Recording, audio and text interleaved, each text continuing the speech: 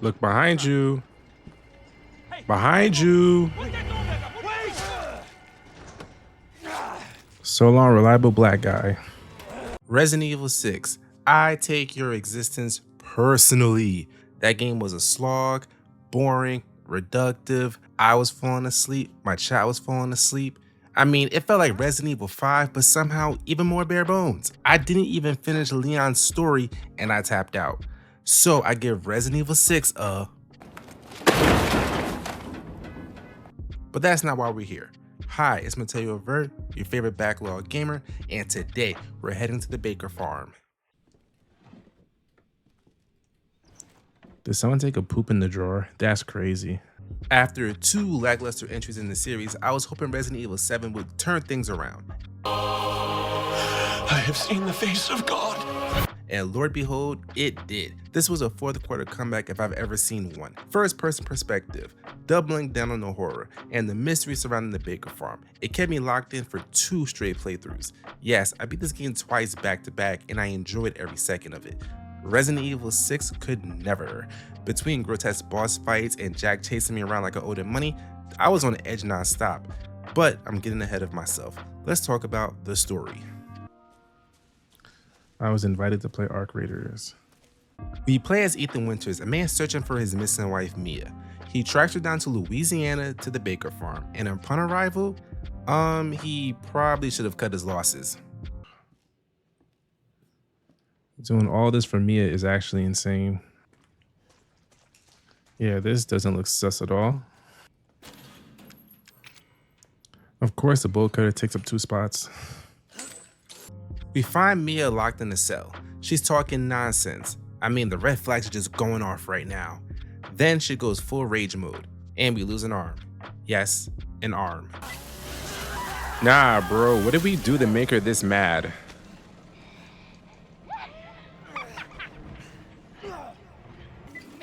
Mia, there are better ways to work through our issues.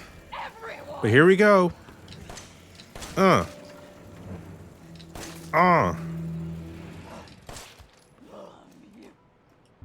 Unfortunately, we had to gun Mia down. It was time to move on. And before Ethan could even get back on Tinder, he gets captured by the Baker family, Jack, Marguerite, and Lucas. They give off serious Devil's Rejects vibes. Really showing my age with that reference. While trying to escape, a sheriff shows up. A black cop in a horror game? Yeah, this will not end well. And yeah, it doesn't. Look behind you. Behind you. So long, reliable black guy. Which leads into one of my favorite sequences in the game, the garage fight with Jack.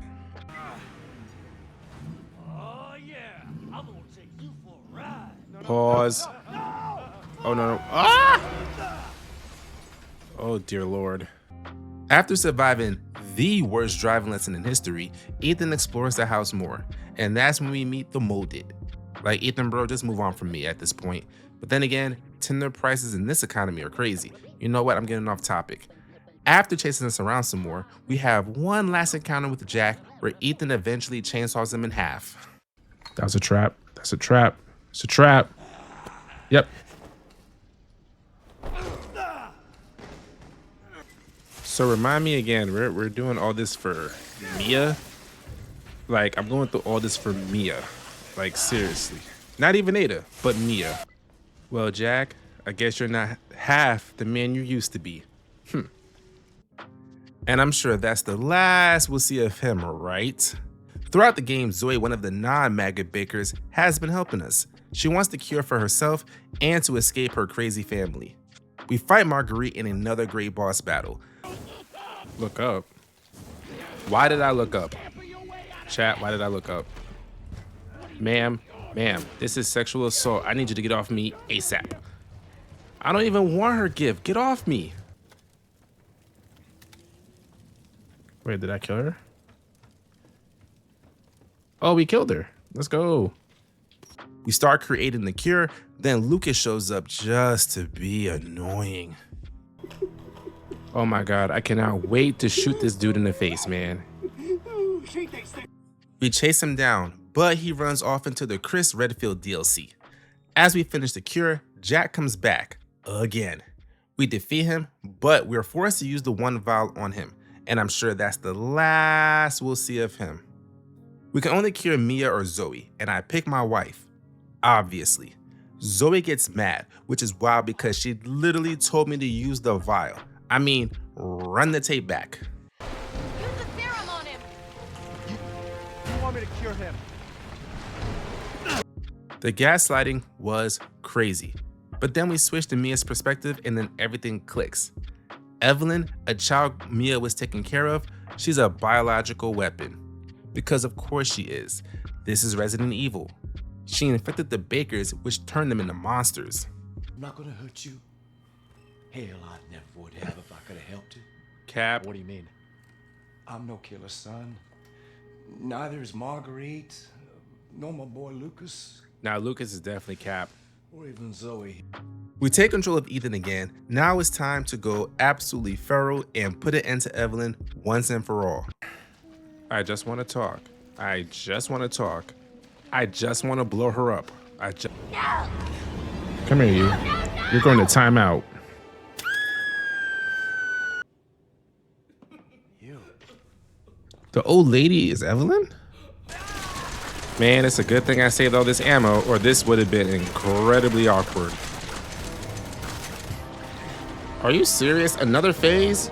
Did FromSoft consult on this game? Bruh.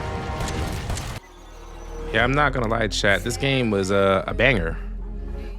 There's also the Chris, Zoe, and Joe DLC that wraps things up, but that's a video for another day.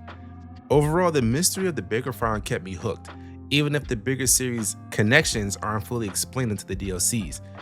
Get that? Connections? If you know, you know. Okay, you already know the formula by now. We kill monsters, solve puzzles, manage inventory. Classic Resident Evil, but this time in first person, and that camera change, it reduces your situational awareness. I had to stay alert. Die, you eldritch horror beyond my imagination. Okay, these may be Team Venoms, but these are still really cool monsters. After 5 and 6 went full action shooter, it felt good to be vulnerable again. Wow, that's a sentence I've never thought I'd say. The boss fights are strong, and any segment with Jack was goated. It gave me Mr. X and Nemesis vibes from the older games.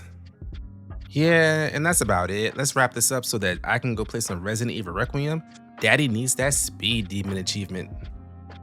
In conclusion, class, Resident Evil 6, boo. Resident Evil 7, yeah.